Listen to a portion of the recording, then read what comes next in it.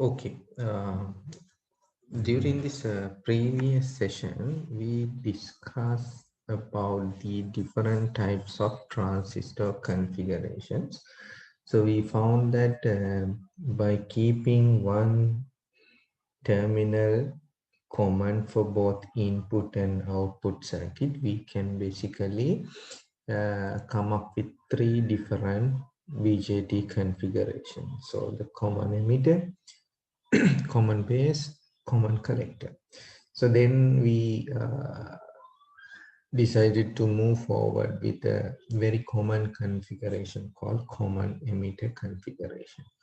So this common emitter configuration.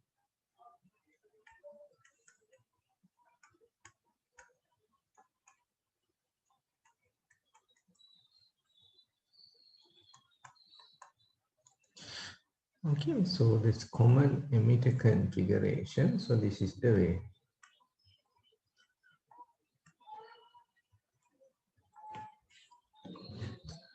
So this is your emitter.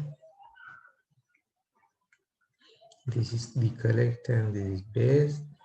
So we found that this is your input circuit and this is your output circuit.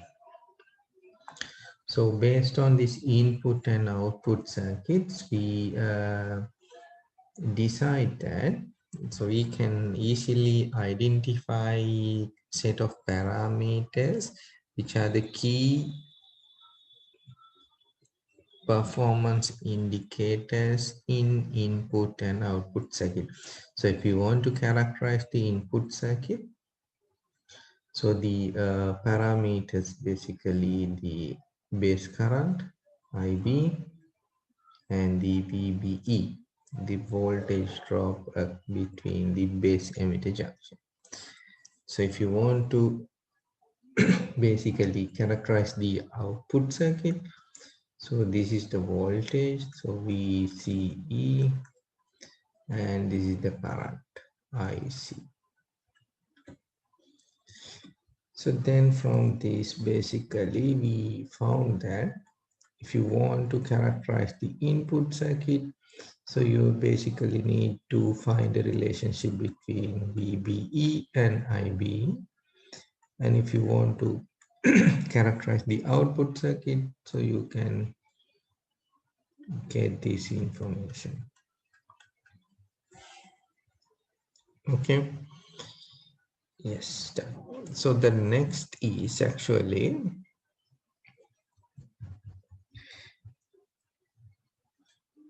okay. In addition to these components, so we know there are a couple of relationships there. So we know that the emitter current is actually equals to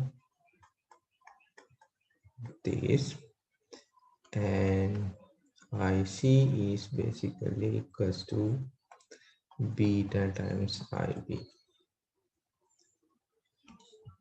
So with these two relationships, so we can build an argument like, so these quantities are basically interrelated. So we cannot basically manage the input and output separately, because with these relationships, we know that if you do something to the input circuit, you can see some changes in the output circuit as well. So then you cannot basically simply isolate the input and output for this transistor circuit. So there may be a coupling between input and output. So you cannot simply evaluate the input separately and output separately. So there is a correlation between the parameters of the input circuit as well as the parameters of the output circuit as well. So then by looking at this, so we can think of like, so these are like interrelated. So VBE, IB, VCE. I see. So these are kind of interrelated.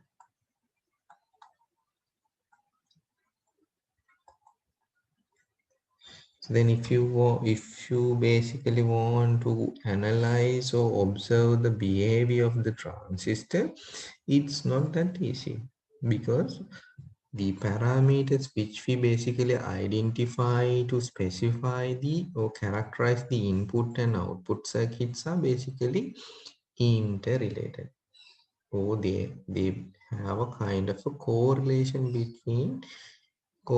among these four parameters. So let's assume, like, so if these are interrelated, or they are correlated to each other, so you cannot just plot VBE and IB. So you cannot just plot this graph. So the VBE versus IB. So you can't just plot this, because so these input output circuits are interrelated and correlate each other, and you can just put it, or you cannot just plot this PB IB alone. So if ideally,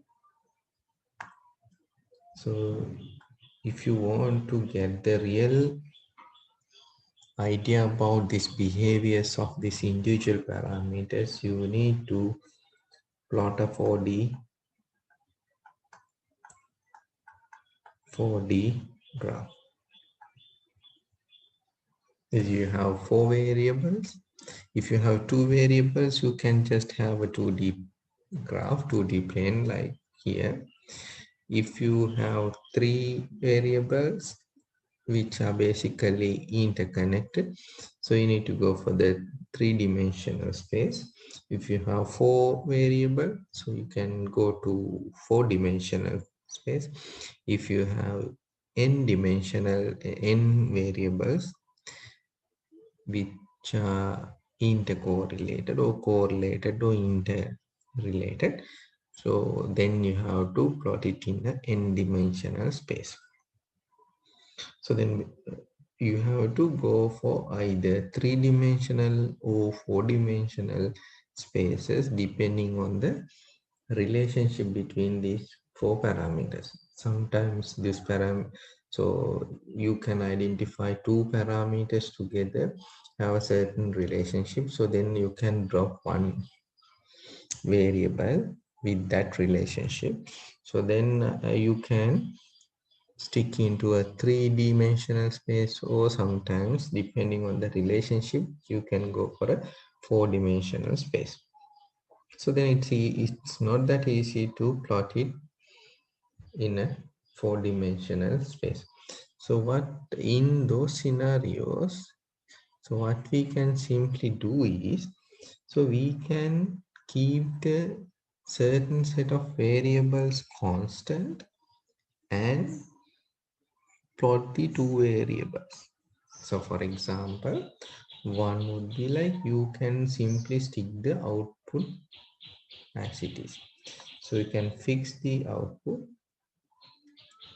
So fixed these variables and plot these two.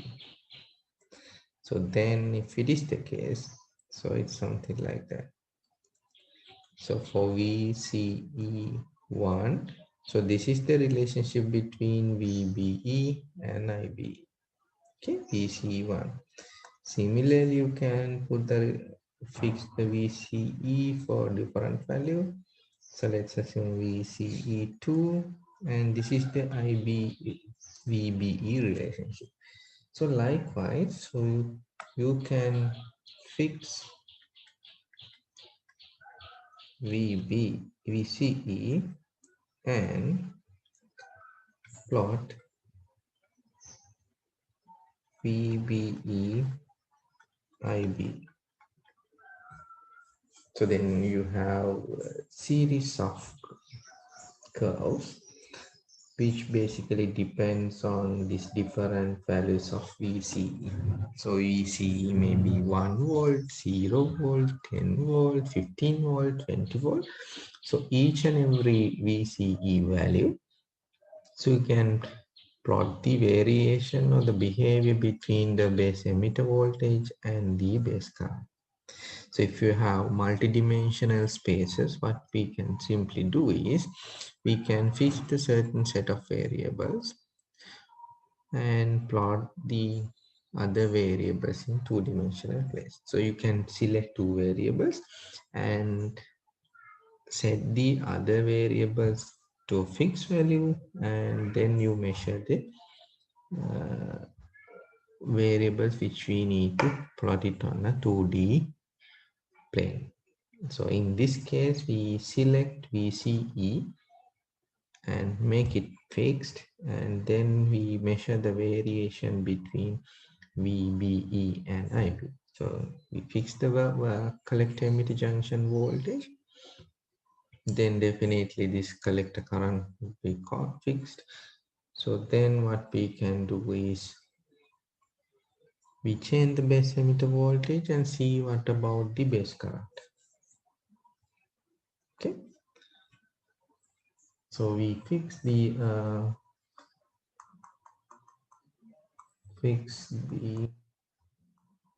VCE to kind of VCE1, then change base emitter junction voltage and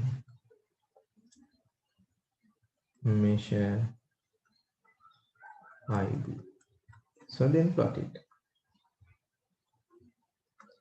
So this is VB versus IB for given VCE1.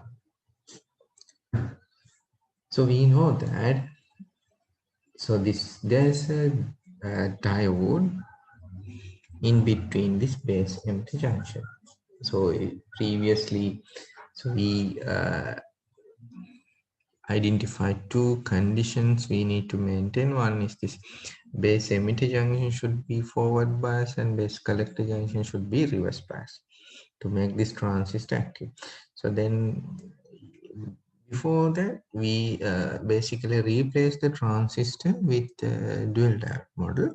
So then we found that there is a one, you can simply replace this base emitter junction using a diode. At the same time, you can replace the base collector junction also using a diode. So then this basically this base emitter junction, if we model it, we can see a kind of a forward bias diode. So then the variation or the behavior between the base current and the base emitter voltage is pretty much same as the diode VI characteristic, because we can model the base emitter junction as a forward bias diode. So then the variation between IB and VBE is basically aligned with the diode characteristic in the first quadrant. So this is the first quadrant. So this is the first quadrant. So this is Q1 first quadrant. So because we can model the base emitter junction using a forward bias diode. So the variation of this IB and VBE is pretty much same as the voltage and current characteristic of a diode in quadrant 1 or forward bias region. So then you will ended up with the set of curves for different values of VCE collector emitter junction voltage. So the behavior is very similar to the this trend, because all the time we are basically measuring the diode current and the diode voltage across this base emitter junction. So the trend is very similar, but for different values of collector emitter junction voltage, you may get multiple curves like this. So this is for another value. This is for the another value of VCE. So this is for another value of PC likewise. So for different values of collector-emitter junction voltage, so you will end up with different or series set of characteristic curve. So this is the input relationship. So this is the input relation. So we identified that the input variables are basically base current and base temperature junction voltage. So by letting this output circuit to operate in a fixed set of values, by letting this VCE collector emitter junction voltage to a fixed value, so then we monitor the behavior between the junction voltage and the base current in the input circuit.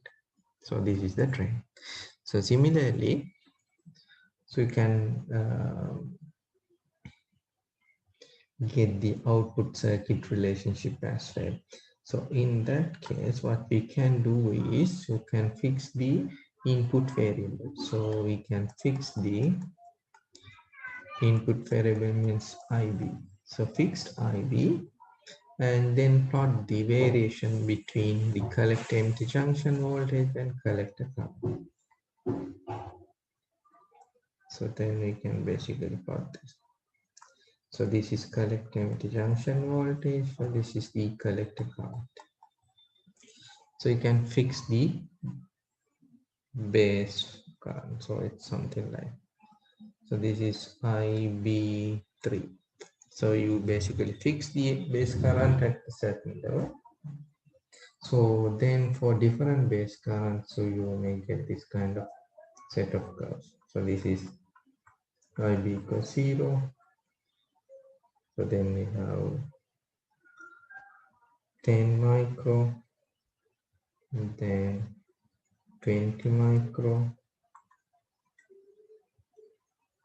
so then 30 micro, 40 micro, likewise. So these are the base currents, different base currents, IBs. So set the base current to a fixed value, 0. So then just plot the variation between the collector emitter junction voltage. So this is the collector emitter junction voltage when this base current is 0. So then you just set the base current to 20 micro and measure the then you basically increase the source voltage. Then you can simply change the collector emitter junction voltage and plot it. So this line basically follows for the base current of 20 micro. So this is then the relationship between the collector emitter junction voltage and collector current when you fix the base current. So then changing this or setting these base currents to different base currents, so you can get these multiple curves for different base currents. So this is the trend in output circuit. So we found that this is the output circuit relationship. So this is the relationship with output circuit. So we have input and output. So you can basically get the input output relationship like here. So if you have multi-dimensional space, you can select this input circuit and fix the output circuit parameters first and obtain the behavior of the input circuit. So then you can basically fix the input circuit by letting this base current to a fixed value and measure the variation of this base collector emitter junction voltage and collector current. So then you can get this curve or the variation between IC and VCE, and then change the base current to a different value, plot it again. So likewise, you can get the series of curves for different base currents. So this is, you can get this information if you refer the data sheet. So these graphs are there in addition to the other variations and necessary ratings of this transistor. So by looking at this, we can identify three regions. One is this. So the first region is actually cut off. So during this cutoff, so you have this zero base current. So if you set the base current to zero, so you can't basically see any changes in the output circuit. So this is the ideal situation. So you have the zero base current. So then you can't see any collector current as well. Based on this relationship, if you let the base current to zero, so you can't see any notable collector current. So this is the cutoff region. So then, so your input is like input circuit is off and output circuit also off, because input circuit is basically driven by IB and output circuit is basically driven by IC. So this, you can't see any current flow through the input and output circuit. So then the transistor is basically in off state. So this is off state. So that's why we call this particular region as a cutoff region. So then the second is like saturation.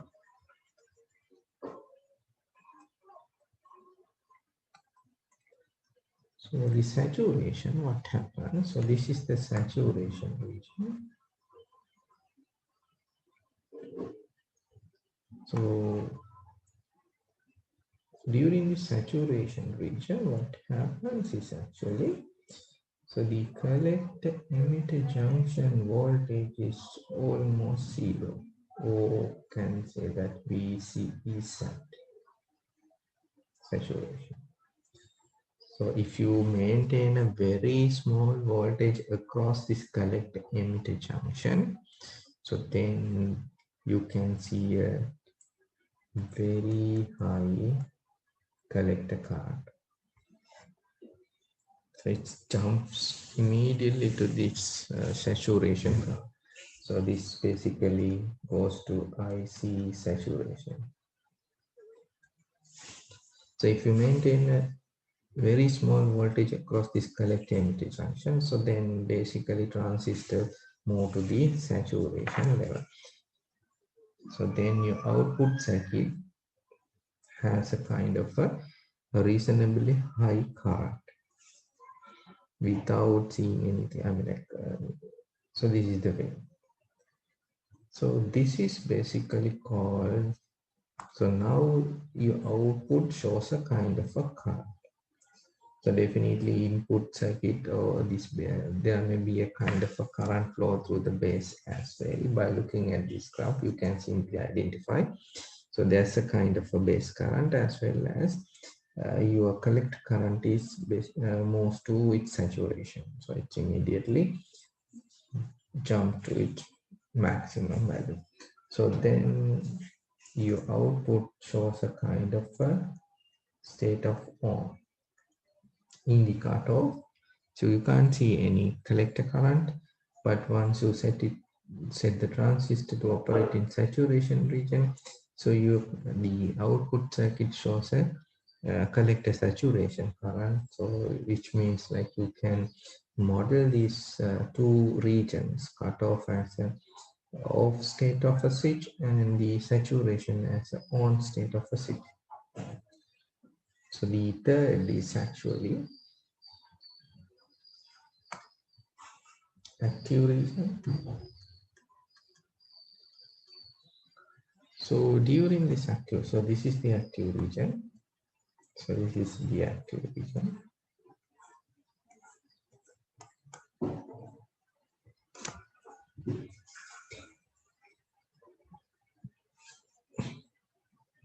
So the active region, see like you can see these relationships exactly.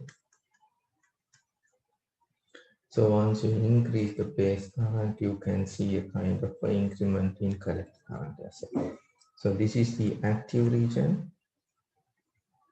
So this is active. So this is saturation. So this is cutoff.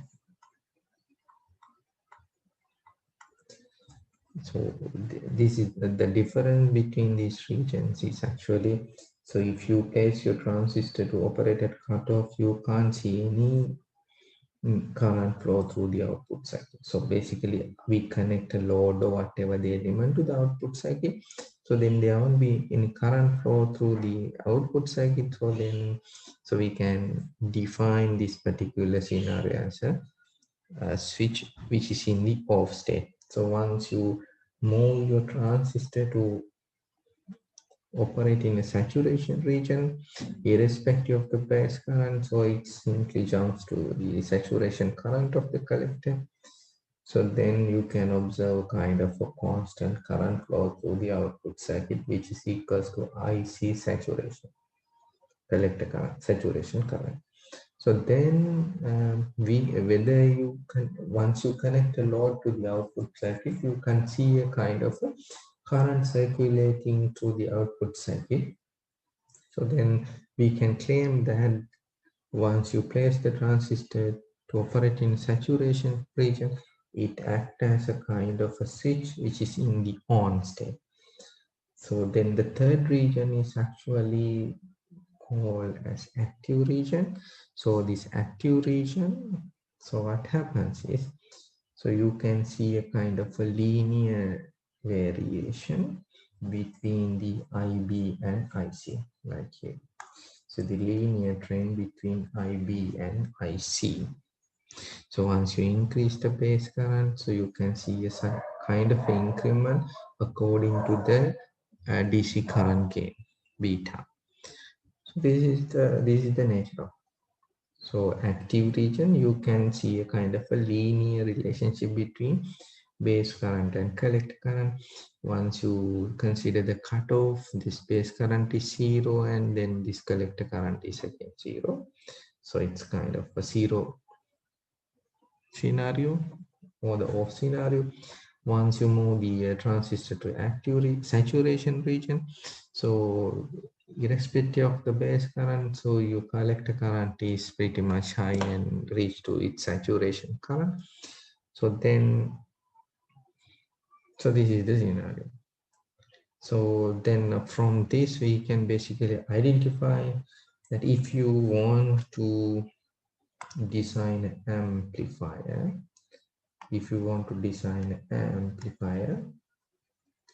so you need to maintain your transistor within this active region.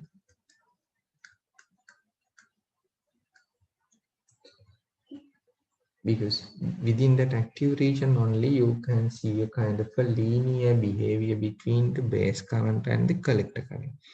So then it means like this.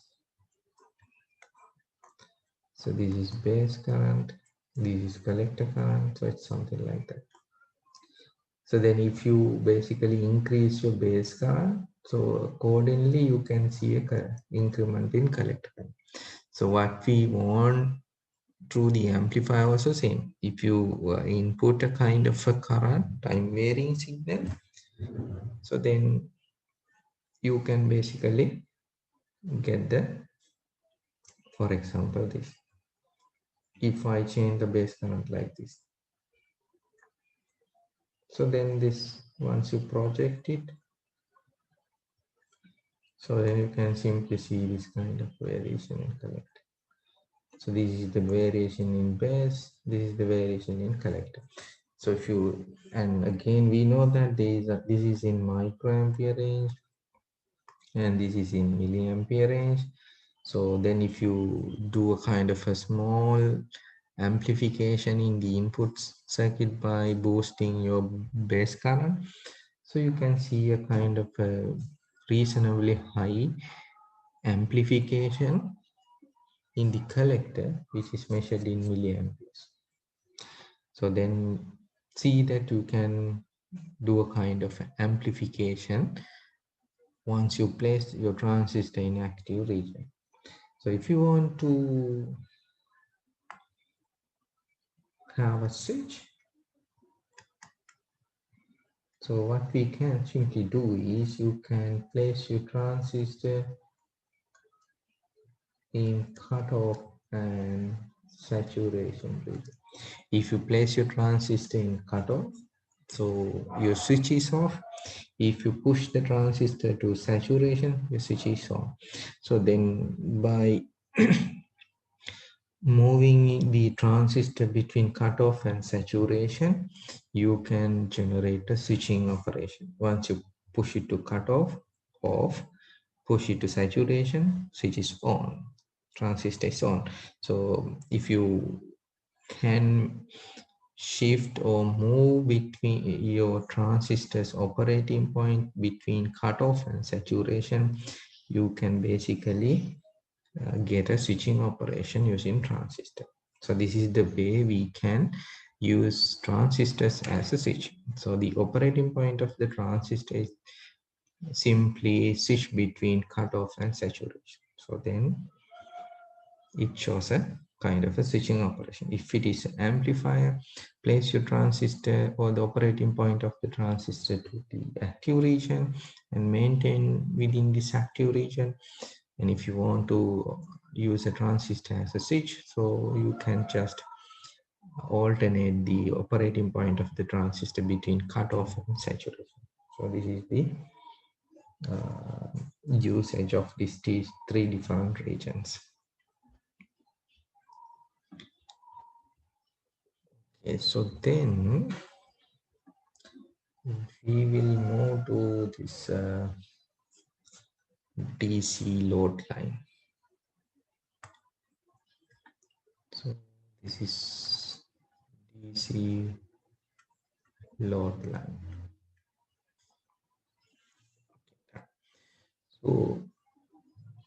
So during this previous discussion, we heard about a term called operating point. Operating point. Or in some texts, it's mentioned as Q point. So the Q point or the operating point is actually, so we identify these three different regions: active, cutoff, saturation. So the Q point is the point where your transistor is actually working at a given time. So then you can use this collect emitter junction voltages, collector current, base emitter junction voltages as we wish, and place the Q point or the operating point within this region. If you want it, you can place it Q point in the cutoff. If you want to move to saturation, you can push the Q point to saturation by changing those parameters. If you want to maintain the Q point within the active region, so you can just manipulate these parameters and place your Q point within the active region. So this to make this process or to keep this Q point within the region what we want, we need to get the DC load line of the circuit. So the DC load line is actually the behavior of this collector emitter junction voltage and the collector current for a given circuit. Okay, so I'll explain it one by one. So first, we will learn how to get the load line, how to get the DC load line. Okay, so we'll see a simple circuit. It's very simple circuit.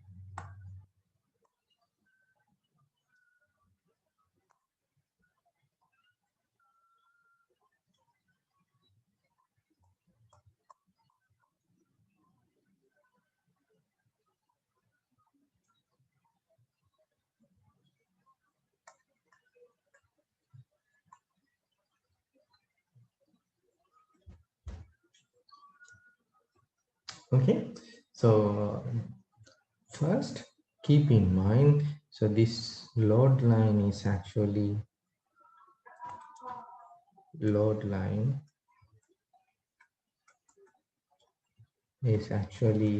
the relationship between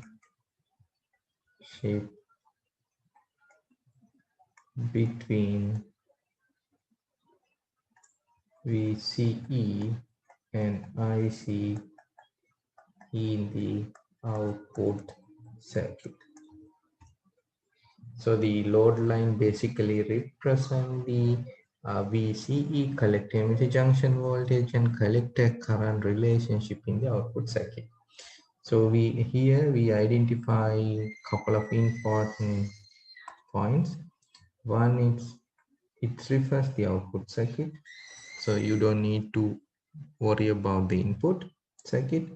So it's basically for concentrate on the output circuit. So the next is like, so you need to build a relationship between VCE and IC. Okay, right. So this is the load line definition. So it's a relationship between the voltage between collector emitter junction and the collector current in the output circuit. Right. So if you have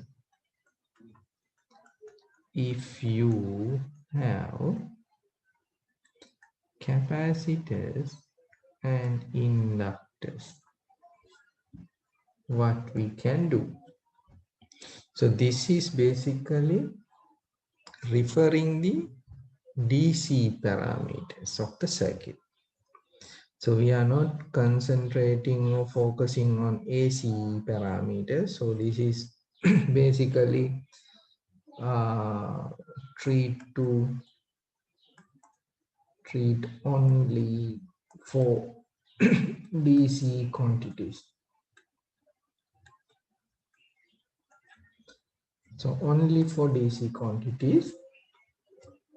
So then what we can do, if you have capacitors in the circuit, so we know that if you have capacitors in the circuit for DC, so this acts as an open circuit. And if you have inductors in the circuit for DC quantities, inductors act as a short circuit element. So what we can simply do is replace all capacitors with open circuit elements and all inductors with short circuit element. Why? So now our focus is only for treating to DC values. So we know that for DC parameters, capacitor act as an open circuit and the inductor act as a short circuit element. So then we can simply replace this all capacitors with open circuit element and all inductors with short circuit element. So then this circuit is simplifies to this.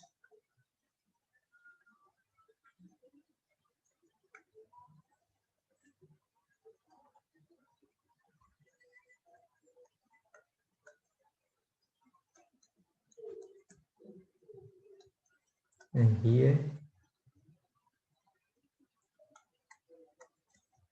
so if you replace the C2 with open circuit element, so this RL or the load resistance is basically removed from the circuit. So there won't be any impact on this two. So you can just ignore the load resistance. So then if you have this load resistance, which is coupled through the capacitor 2C2, so for this DC analysis or this DC load line evaluation, so you can simply remove this impact of this load.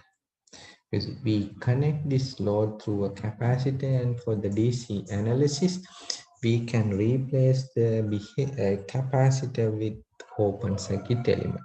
So then for the DC component, DC measurements, DC parameters, there won't be any contribution from RL. So that's because of C2. So then we can simply remove the RL or the load resistance from the circuit and read all the circuit, which is basically composed of these resistors. So this is the circuit. Now, so we remove these capacitors and inductors from the circuit by dropping these capacitors with open circuit elements and inductors with short circuit elements. So then your circuit ideally simplifies to a circuit where you have these resistors only. No inductors, no capacitors in the circuit. So depending on the configuration, some resistors in the original circuit will not be in the simplified version because it's connected to the original circuit through capacitors. So first replace the capacitors and inductors as we discussed here. So then focus on this output circuit and try to build a relationship between VCE and ICE. So now this is VCE. So this is your VCE. So this is basically IC. So now apply Kirchhoff voltage law. And so from this we can simply say that VCE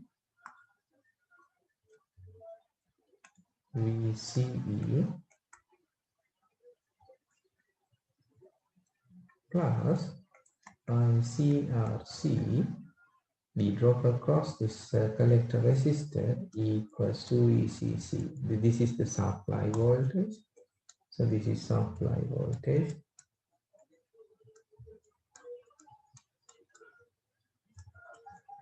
And IC is the collector current, RC is the resistor placed at the collector, and VCE is the junction voltage between collector and emitter. So this is once you apply Kirchhoff voltage law, so this is the relationship which we can easily obtain. So from that you can basically, so if you remember, the plot is actually VCE versus IC. So your X parameter is the collector emitter junction voltage, and Y parameter or Y variable Y is actually collector current. So you can simply readjust these variables. So then you can find an expression for the IC because it's the Y variable. So from this you can get this IC equals minus 1 over RC VCE plus VCC divided by RC. Okay. So this is the relationship between VCE. This is the relationship between VCE and IC for this given circuit. So this is VCE IC relationship for the given circuit. So this is the relationship. So this is known as the DC load line. So this is your DC load line. Why it is load line? So by looking at this equation, you can simply say that this is a kind of a equation of a line. So it's in the form of y equals mx plus c, which has a certain amount of gradient and intersection. So this is the load line, DC load line. So this is unique for the circuit, and this equation, this line represents the behavior of the collector emitter junction voltage and collector current for this circuit. So then the load line is definitely vary from circuit to circuit. So I have to derive it. So this particular line shows the variation or the behavior of this collector emitter junction voltage and collector current for this circuit. So it's the variation is basically aligned with the format of y equals mx plus c. So the gradient is simply a -1 over c. This is the intersection. Okay, so let's see what we can do next. Now, for this particular transistor, so we know that we have this kind of a characteristic. So this is VCE, this is IC. So we know that for this circuit we have this kind of a, so this is 0 micro, this is 10 micro, this is 20 micro, 30 micro, 40 micro, just an example. So this is the VCE IC variation for different base current. So this is the transistor characteristic. So this is actually, this is the transistor or device characteristic. This is the transistor or device characteristic. So what we can simply do is just, this is the device characteristic. So we can overlay the variation or the behavior of the circuit characteristic on top of this one. So it means you can just draw this line on top of this device characteristic. So we can just draw the line. So what's the value here? So this is VCE 0.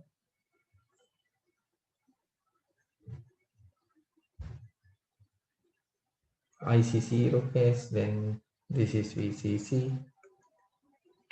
So what about this point? So VC 0. So then this point is VCC divided by RC. So this is the load line. This is the load line.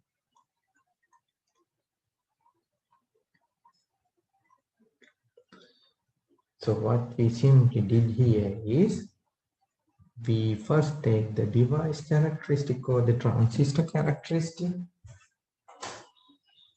of the output circuit, then we simply overlay the behavior of the circuit characteristics.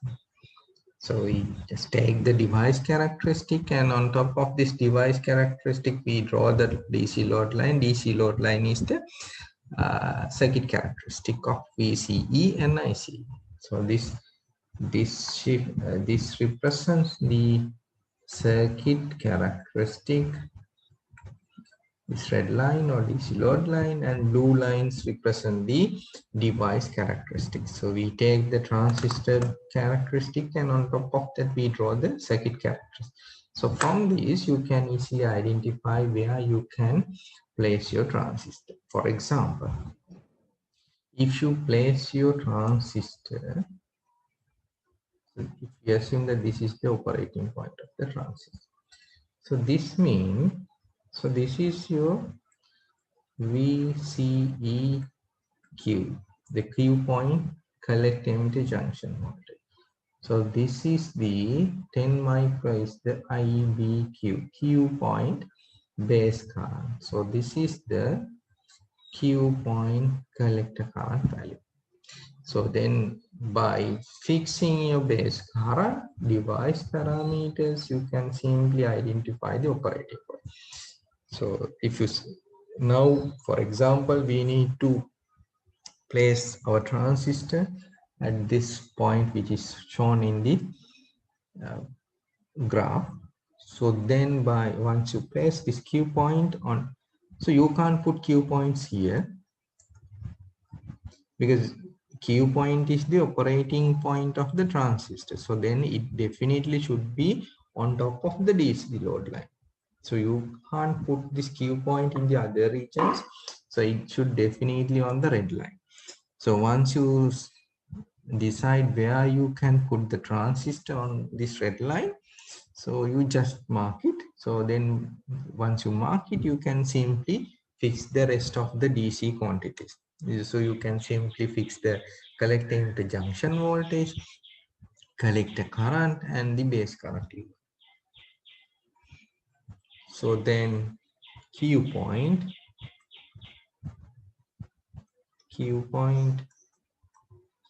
so we have IBQ. So this is the Q point base current, Q point collector current, Q point collector emitter junction. So if you fix the Q point, so then the DC quantities IB, IC, VC is simply fixed. So if you know IB, IC, and VCE, so then it's up to you to calculate the RC, if you have RB, if you have RE. So based on these values, you can simply calculate the required resistors for this base, collector, emitter, because we know the currents and voltages. So we can, for these cases, you can assume that VB is actually 0.7 because to make this active, you have to maintain the base emitter junction forward bias. So then we can simply take this VB as 0.7. So we know that VB is 0.7, IB is now IBQ, which is the Q point base current. You can simply get it from the plot. So ICQ also you can get it from the plot, and VCEQ also easily get it from the load line curves. So then using those parameters, you can simply evaluate these whatever the required resistors to make this Q point here. So then if you, so let's assume like, so we want to place the Q point here and now identify these quantities, Q point parameters. Now using these Q point parameters, we evaluate this. So what happens, like if you, so let's assume like you, at the end of this calculation, you found that you need to put 100 kilo ohm, just example, 101 kilo ohm to the collector. So, but you cannot find the 101 kilo, or else you can use this 100K and 1K in series. Otherwise, if you want to simplify the circuit, so you can just use this RC as 100K. So the exact calculation shows that you have to place 101K to get this Q point here. But let's assume you cannot find this 101K. So you have this 100K in your hand. So you just place 100K. So then what happens is, so if you, the argument is to make this Q point exactly at this point, you need 101.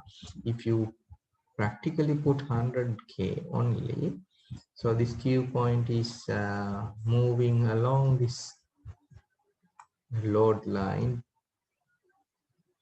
and it may be placed here somewhere nearby or somewhere here.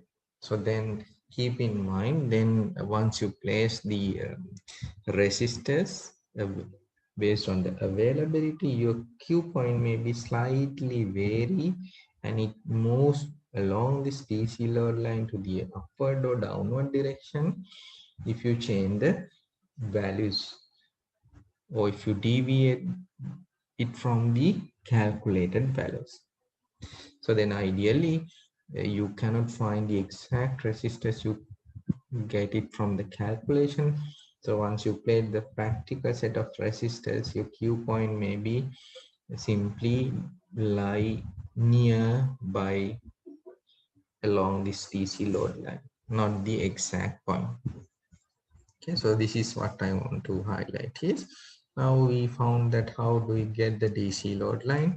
First, you have to replace the capacitors with open circuit elements and inductors with the short circuit elements in the circuit and redraw the circuit. So this is the DC equivalent circuit. So this is actually DC equivalent circuit. So this is DC equivalent circuit. So this is DC equivalent circuit. Once you get the DC equivalent circuit, apply Kirchhoff voltage law for the output circuit, including collector emitter junction. Okay. Apply Kirchhoff voltage law for the DC equivalent circuit of the output circuit of the DC equivalent circuit, including this collector emitter junction. So then you can rearrange the terms and get the expression for the collector current. So this basically represents the DC load line of this particular circuit. So then take the device characteristic or the transistor data sheet, which basically used in this particular circuit. So then take the device characteristic means the output characteristic of the transistor, VCE, ICE relationship, and overlay or draw the DC load line which you obtain for this particular circuit on top of this transistor device characteristic as we discuss here. So the blue lines represent the device or the transistor characteristic. So we borrow this from the data sheet and just overlay the DC load line or the circuit characteristic on top of that. So then you can decide where you need to place the transistor according to your requirements. Okay. Hope it's clear. So I'll take one more example.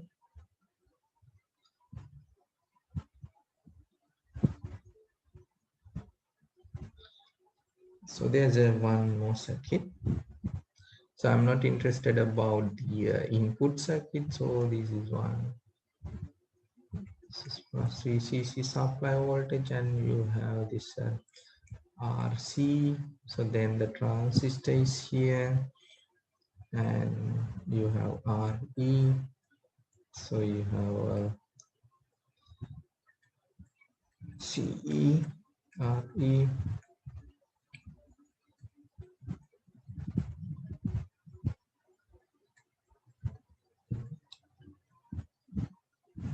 Okay, so you have two resistors RC and RE and two capacitors and a load resistor RL.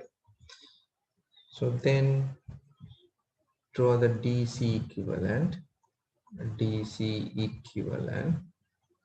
circuit by replacing capacitors and inductors as we discussed previously. So then the circuit would be, so this is simply replaced with open circuit, and this is also. Now I can draw the circuit like this. So this is plus VCC, so you have RC,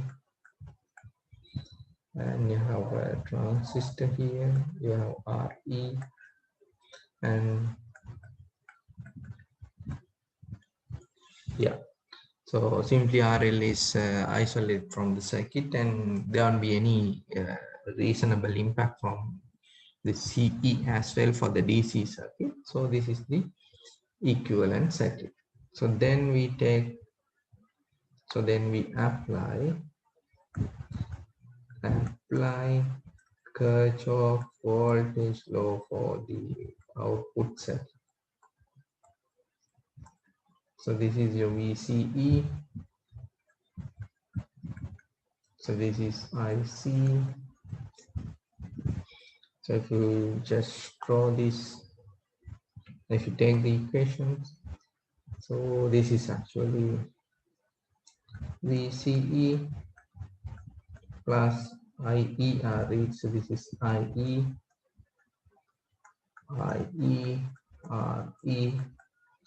plus ICRC equals supply voltage. If we assume that IE is equals to IC, so we can simply say that VCE plus IC RC plus RE equals VCC. So then you can get expression for IC. IC equals -1 over RC plus RE into VCE plus VCC divided by RC plus RE. So this is the load line expression. Okay, if you draw the characteristics, so it's something like that. VCE. So this is the device characteristic.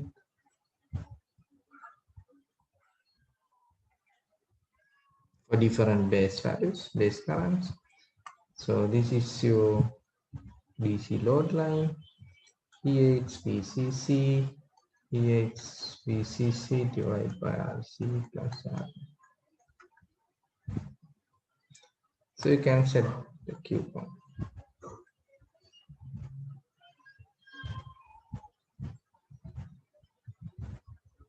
Okay, done. So depending on the requirement, you can place the Q point here. Hope it's clear. Yes. Next.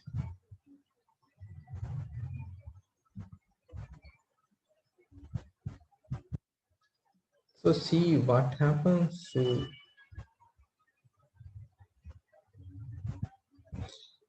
So next is like this. So we have this VCE, IC, and this is your load line, and this is VCC, and this is VCC over RC. So I'm referring the very first circuit where you have this collector current, collector resistor only. So the very first circuit which has the collector resistor. Now this is the load line, and assume that your Q point is somewhere. So this is your Q point. Okay. So we took these DC load line as IC equals -1 over R.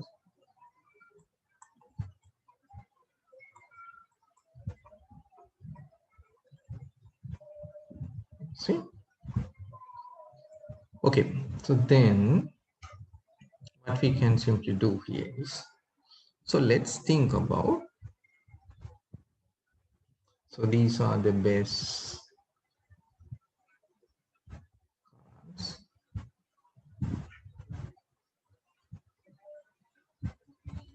So if you change the base current,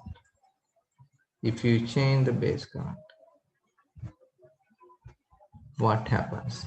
So if you increase your base current, your Q point moves to this. If you decrease your base current, so it's not really.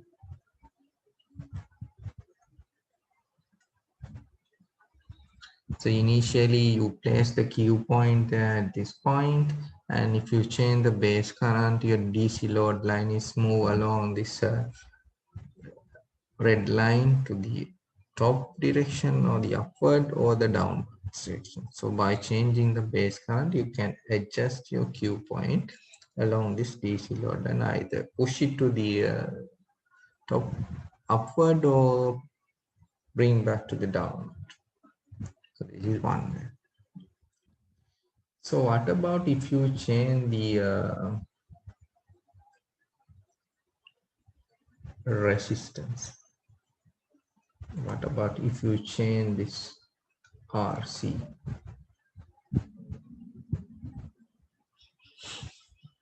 So see, if you increase the RC, what happens to the gradient? So this gradient will be drop down.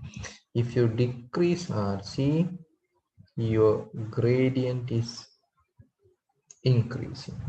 So then by change, so but you didn't change the supply voltage and keep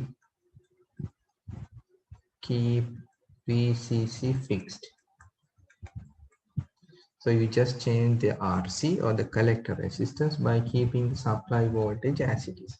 So then it means, so you can keep this as a pivot point and you can move the DC load line like this. So once you change the RC, if you increase the RC, you will end up with this kind of a load line having a low gradient. If you decrease the RC, so it basically increase your gradient.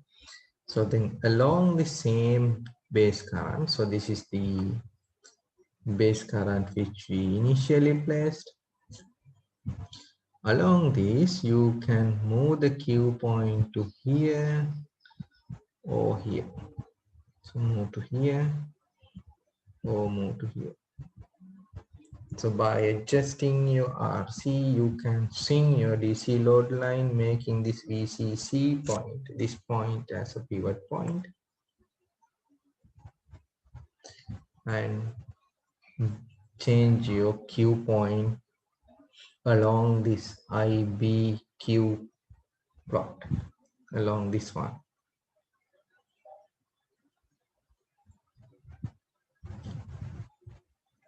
Okay. So this is the second. So the next, if we change the VCC, so if we change the VCC by fixing RC, and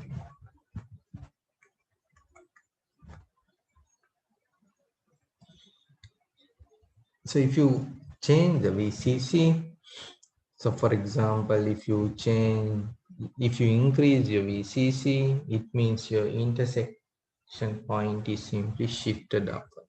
If you decrease the VCC, so your intersection point would be shifted down. So then what happens is actually, so if this is the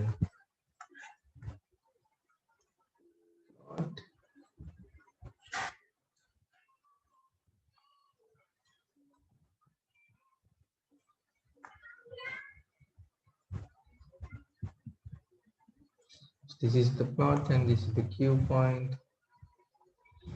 So you can see kind of a loads and which are parallel to the previous.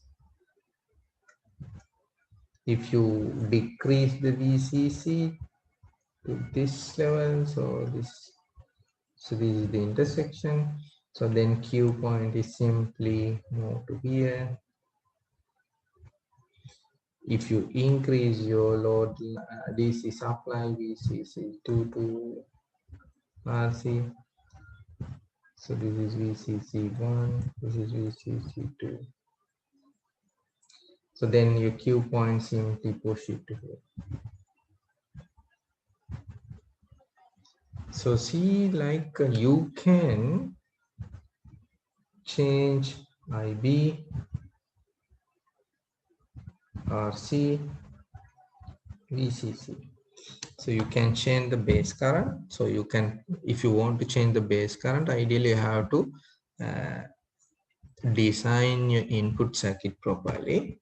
So other than that, you can adjust your RC or the collector current. and the supply voltage. So by doing these three, you can basically change your load line and decide whether you need to place the Q point here or there. So the ultimate conclusion here is it's up to you to decide where you place the Q point, and based on that you can basically decide the base current, what is the collector resistor you can place, what would be the supply voltage. So keep in mind, if you select the supply voltage as we discussed previously, so you have to consider other parameters as well, like the saturation or the maximum voltage of collector emitter junction. Other than that, you can basically within that framework you can change your load line by changing the supply voltage, changing the collector resistance, changing the IV. If you have a kind of very complicated circuit, by changing the resistors you place in different arms and the supply voltage, you can completely change your operating point of the transistor. So this is a very simple example how you can manipulate your load line. So by changing base current, changing the collector resistor current, changing the supply voltage. So once you adjust those values, you can steer your Q point to the point where you actually want to place it. Yes, done.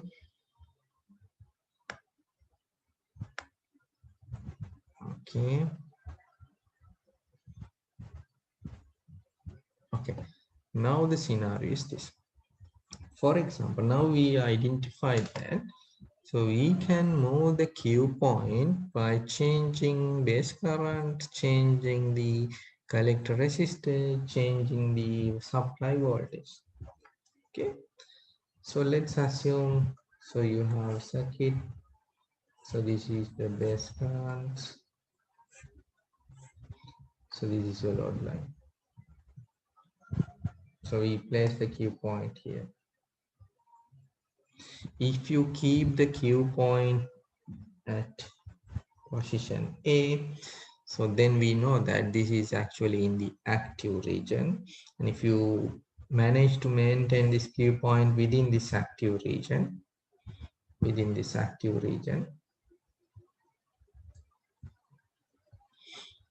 so then you can have a kind of an amplifier. So if you anyhow change your base current to a different values, like if you set the base current to this point, so then this Q point simply moves to this.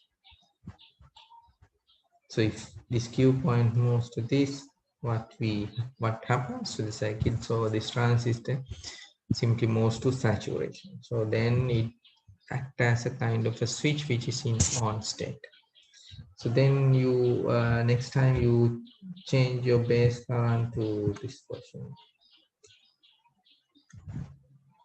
So then what happens is from this point B, it immediately comes to point C.